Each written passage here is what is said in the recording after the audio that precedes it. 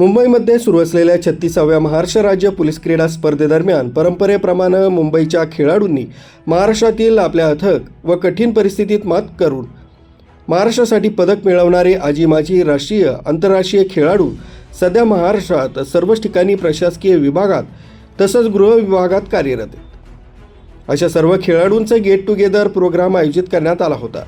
महाराष्ट्राचे ज्येष्ठ खेळाडू आंतरराष्ट्रीय खेळाडू श्री गणपती बुशनूर, वरिष्ठ पोलीस निरीक्षक सुनील बेलेसर, रामचंद्र पाटील, महाराष्ट्र पोलीस क्रीडा प्रमुख संतोष कांबळे, पालघर जिल्हा क्रीडा अधिकारी श्री सुहास वाहमाने, महाराष्ट्र राज्य ॲथलेटिक्स संघटनेचे उपाध्यक्ष गणेश सिंहासने, कक्ष अधिकारी योगेश ठाकरे, महाराष्ट्र पोलीस संघाचे मुख्य प्रशिक्षक भीमाजी मोरे, सहाय्यक पोलीस निरीक्षक सचिन डोले, किरण मांढरे, अमोल, गणेश हे खेळाडू अधिकारींसह मान्यवर व नावाजलेले जवळपास 50च्या वर राष्ट्रीय पदक विजेते उपस्थित होते।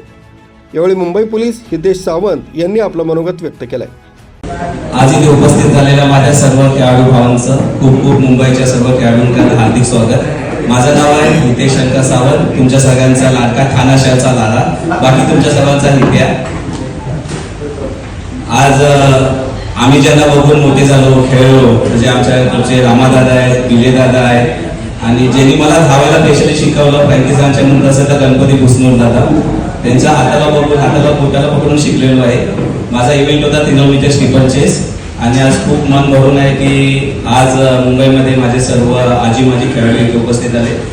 खूप खूप धन्यवाद। राजू देवळेकर, न्यूज 7 मराठी, इगतपुरी।